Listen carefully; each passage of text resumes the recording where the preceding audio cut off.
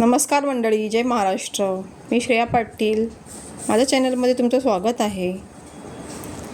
आज मी तुमच्यासाठी घेऊन आली आहे खूपच सोपा, हेल्दी, हाय प्रोटीन ब्रेकफास्ट.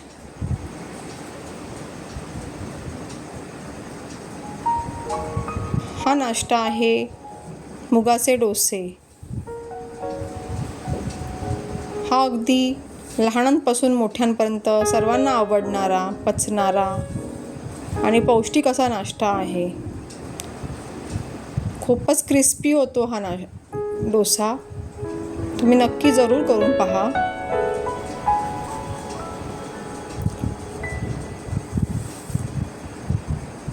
अगदी तुम्ही मॉर्निंग ब्रेकफास्ट किंवा इव्हिनिंगसाठी सुद्धा मधल्या वेळेसाठी करू शकता. असा हा ब्रेकफास्ट आहे.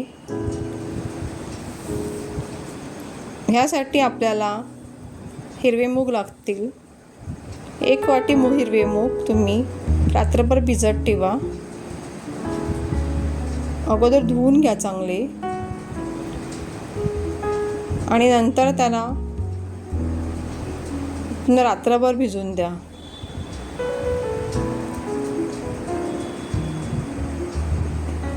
एक वाटी मुगाचे 10 ते 12 डोसे आरामात होतात. तुम्हाला आवडत असल्यास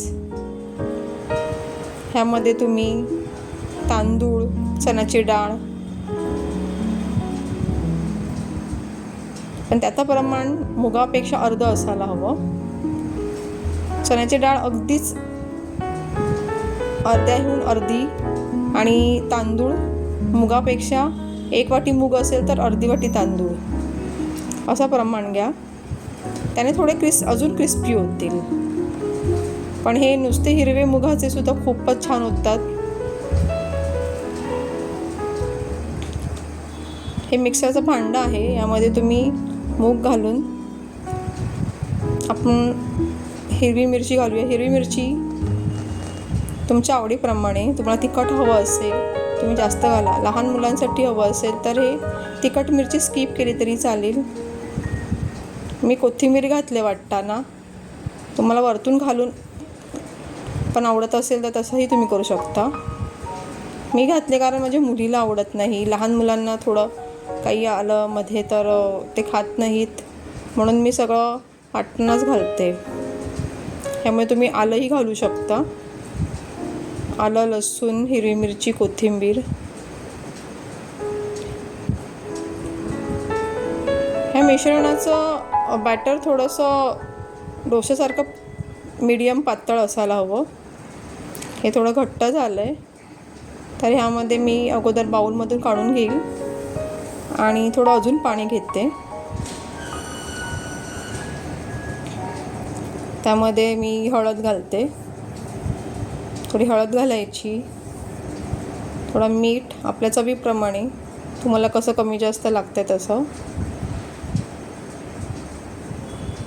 एखाद्या बाळंतणीसाठी करायचं असेल तर तुम्ही थोडं कमी मिठाचं, काही पेशंट असतात त्यांना कमी मीठ वापरतात, त्यांच्यासाठी थोडं कमी मीठ घालून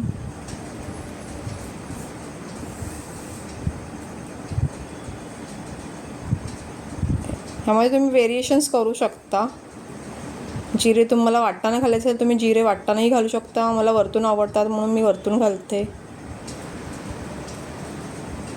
तवा चांगला तापून घ्यायचा अगोदर.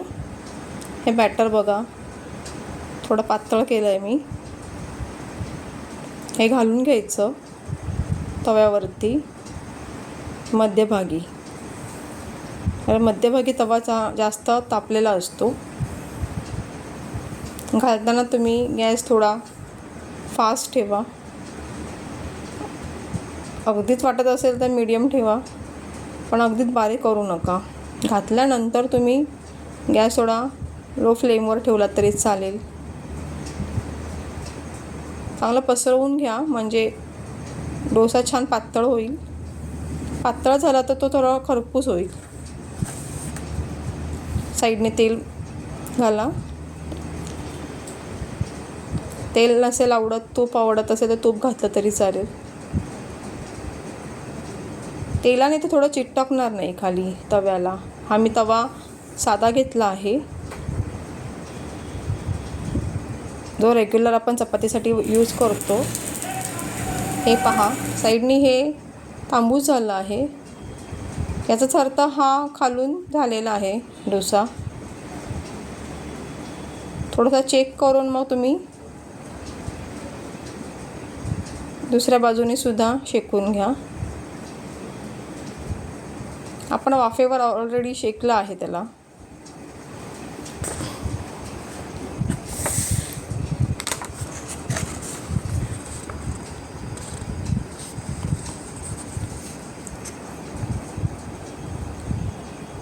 त्यामुळे मी जास्त नाही, आपण हे थोडे क्रिस्पी छान लागतात म्हणूनच मी थोडंसं दोन्ही साईडनी व्यवस्थित त्याला भाजून घेते. हा पहा, आपला डोसा झाला आहे, छान क्रिस्पी झाला आहे हा डोसा. याला तुम्ही खोबऱ्याची चटणी, पुदिन्याची चटणी, टोमॅटो सॉस किंवा नुसता चहाबरोबर खाल्लात तरीही खूप छान लागतो.